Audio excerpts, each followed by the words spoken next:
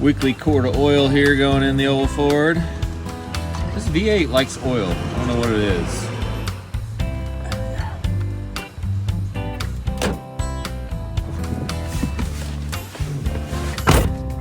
Cardinal coffee.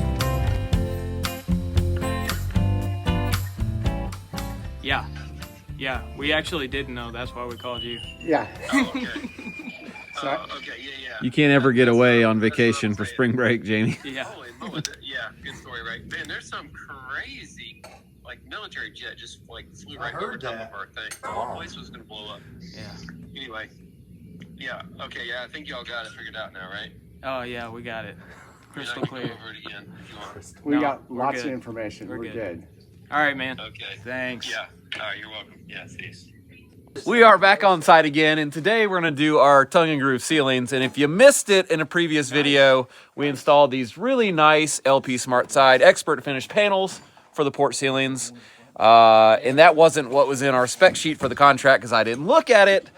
So now we're going to do what's actually in the spec sheet, which is this tongue and groove.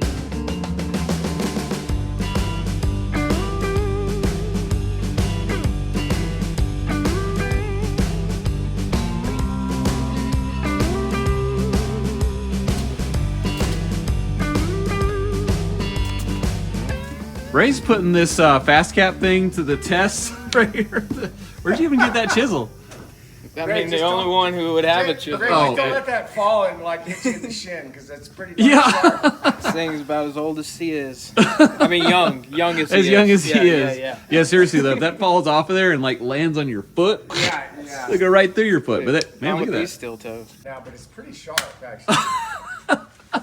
Okay. That looks like a carpenter's tie. This is the real test. This is the real. Ray. Is it? Yeah. Dang it. Ray wins. Hey, can you hold this for me? Yeah, I got it. Appreciate it. Okay, enough messing around for just a second. We thought about taking this layer of sheet goods down because of the can light, but then we realized that these particular ones, and maybe all of them, are adjustable. If you loosen these screws right here, it'll drop down to fit different depth of ceiling finishes. So we're just gonna loosen those down and leave them. That's a good thing to note if you're going over another surface finish material, that you can adjust those. You can adjust those. See, Jamie's not here, so. Yeah, somebody's got it. Yeah. One thing about these guns is when you run out of nails, what do? Keep acting like they're shooting. That's right. They don't keep shooting. So yeah, you hold it up, pull the trigger, sounds like you shot a nail. Right. And then you go back and try to count how many boards you just thought you nailed out. Yeah, which was like all of them from the very beginning. Those are called air nails. Air nailing. 5/8, 35 1/4. 28 5/8, 35 1/4. Or 1 3/4. A little basics for putting up tongue and groove. A couple things we're doing. We're leaving a gap around all the sides. That's room for the stuff to expand and contract a little bit with humidity. And we also ripped the very first row right here. You can see that's 4 inches. And that will make it come out at an even 4-inch row at the end so that it looks symmetrical. And those are just some basic things you can do to make your tongue and groove job look a little more professional and last longer.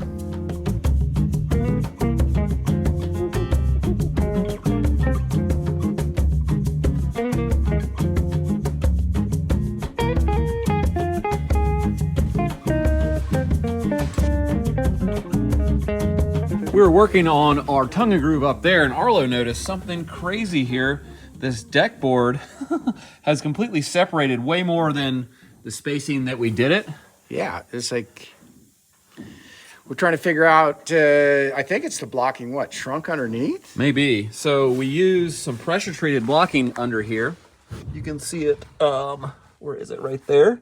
And I believe it was tight when we put it in, and since it was wet, when it dried, it shrank that much. And that's the problem with using wet pressure treated wood. So wait, is it? How long is that block? It ends right here and it goes to like there. Okay. So and it pulled these over. yeah, so we're gonna have to loosen all of our little hidden fasteners and then space this all back out and reattach them, I think. Yeah.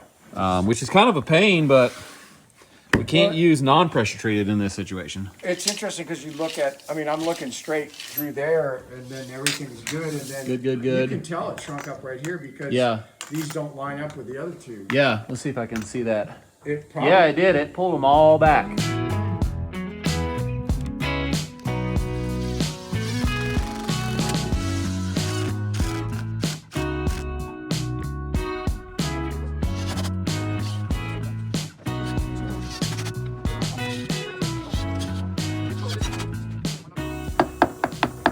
Dr. Ray's gonna mix us up some exact color caulk for the siding color, and he's got some doctor-ish type syringes and things. Yeah, What's apparently I'm good with syringes.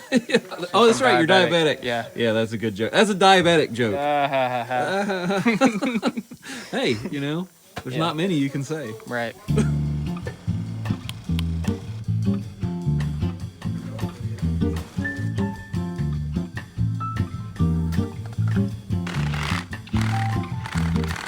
Many of you are probably wondering, what are we gonna do with these exposed nail heads on our siding? Since it's pre-painted, it's not getting painted.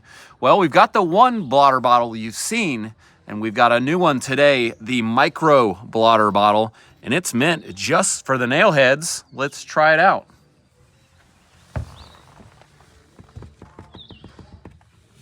Pretty good.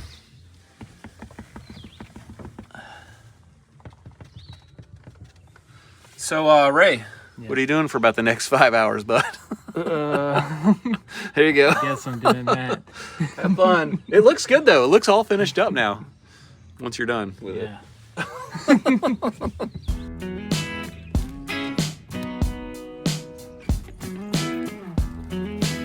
Faster, Ray. There's 1,000.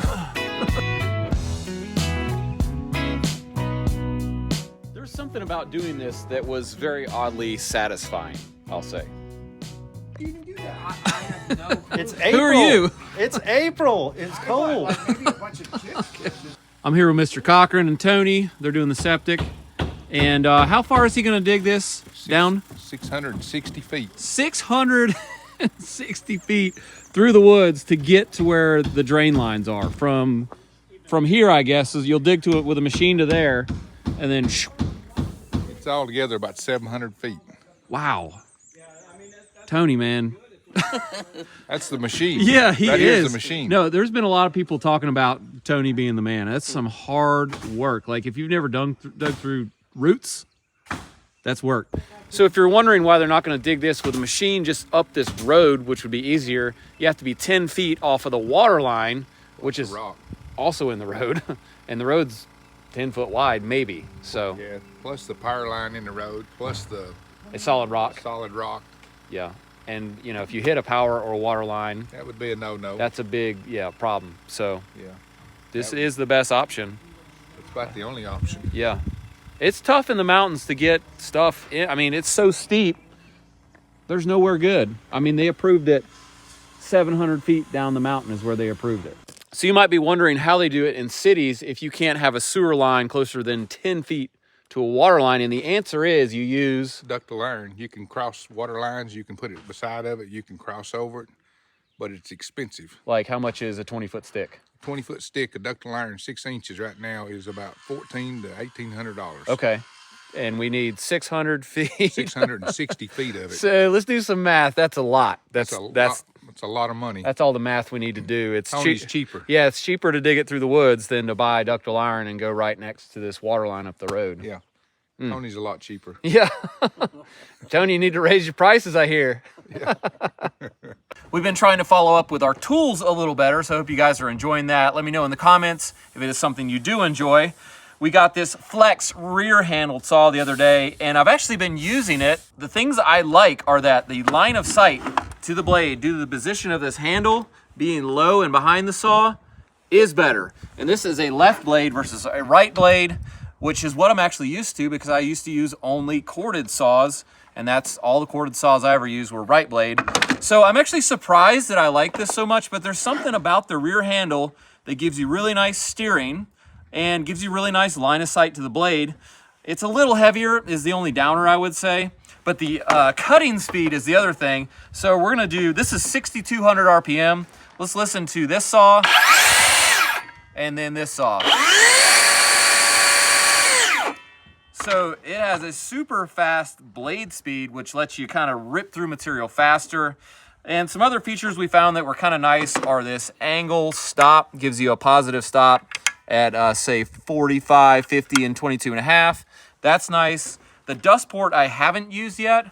And the other nice thing that I liked was that this depth gauge was really visible and easy to use.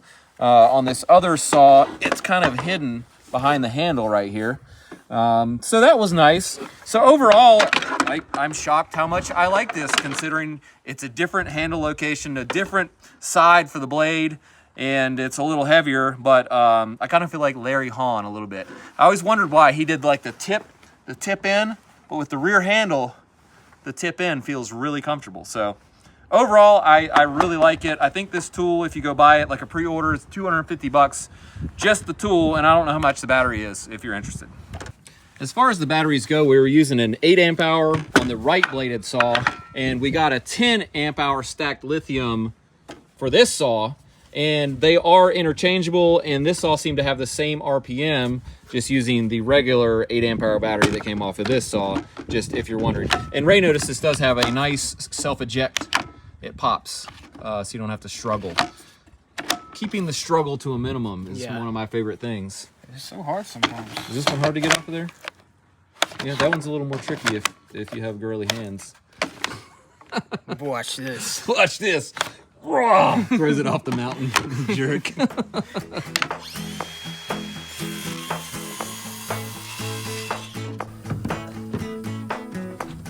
Did you get new glasses? Yeah, man. What's the deal with them? I just wanted some new ones, and they're new. They're, hang on, it's all fuzzy. Too close. DeWalt! Yeah, man. I think some guy put that's originally like German, DeWalt, and it was probably DeWalt, like D-U-H, DeWalt. And Jamie's like, hey, it's DeWalt! That's how we say it down here. DeWalt. Yeah. So we made our own belt hooks on these too. And it's a piece of aluminum with zip tape. Uh-oh.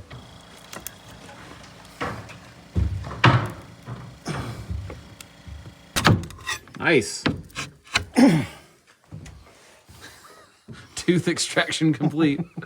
Now, Arlo is a master woodworker with 40 plus years experience, and he's gonna guess our length here. 139 7/8. 139 7/8. Actual measurement is 152 and 5/8.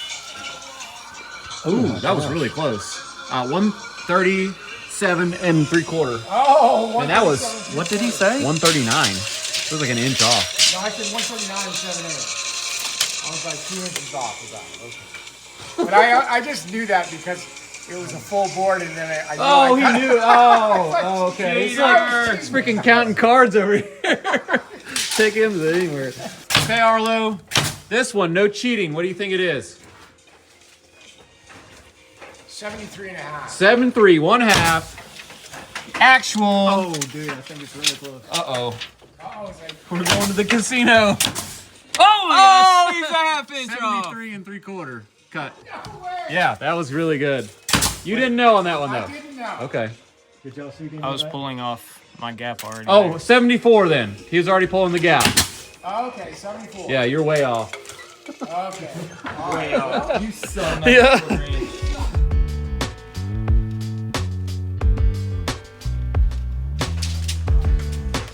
We've reached the moment in the day that happens every day with carpenters where you're almost done and everybody says, wait a minute, do we have enough to finish? And everybody stops working for like a half an hour to try to figure it out. That's the moment this happened. So, do you think we have enough? I think we got enough, but I think it's going to be a little stretchy here. Stretchy. That means we're going to use no, there's no such thing as stretchy wood. No, what he means is we're going to have to maybe use some of the Shistier type boards that he was hoping. This is a good to go here, right here. That's pretty good. Go with this guy. That's okay. Shisty wood means got some characteristics that are not ideal. Yeah, but it's good because it's getting closer to the house. Shisty is a YouTube friendly version of the word we're normally say. Whatever. example of Shifty right there. There's spots like that.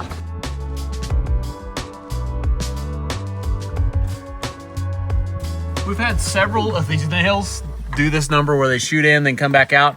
And I think what it is this Smartside stuff is so hard that it's just glancing off of it and curling back down if we don't get a steep enough angle. I'm gonna try John O's dentistry move here. I've got a flat bar and the puller. I'm just gonna do, oh, it's doing it. Ooh. Oh yeah. I'm gonna put you out of business, John O. Thank you. You have those tools, bud. And we'll throw a little stain on that. I'll give you one or two more after. He says I'm no good. I got it out. Now these last couple rows, there's no option except to just shoot this in the face. So you can't get that gun in at an angle to quite get it there. So we'll just steal the gun from John O.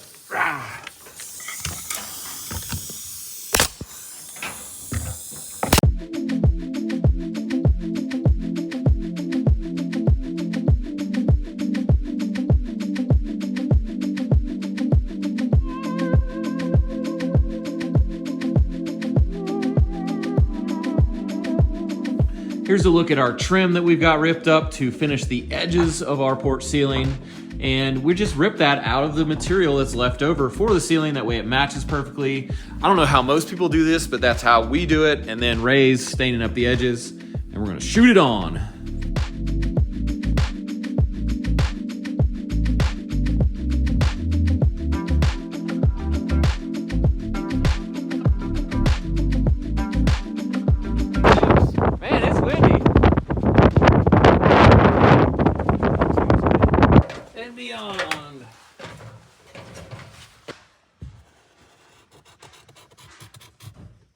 I'm making this wider so I don't cut right through the pipe that's right below this surface.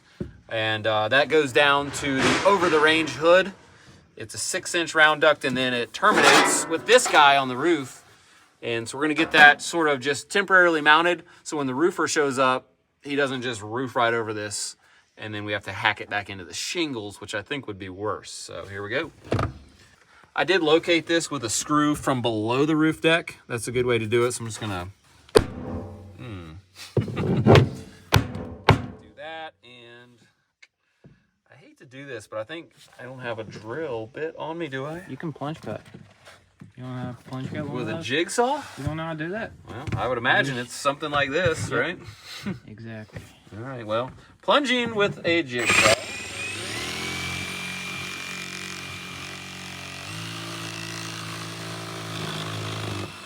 So you can, Ray, so you can.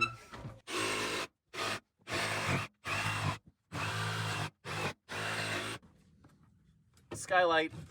So that's all it is, just pipe just comes through and this just caps it off like that. So we'll just tack it and zip tape it and then we'll let the roofer do all the real flashing and sealing to where it doesn't leak. There you go. Yeah, there you go.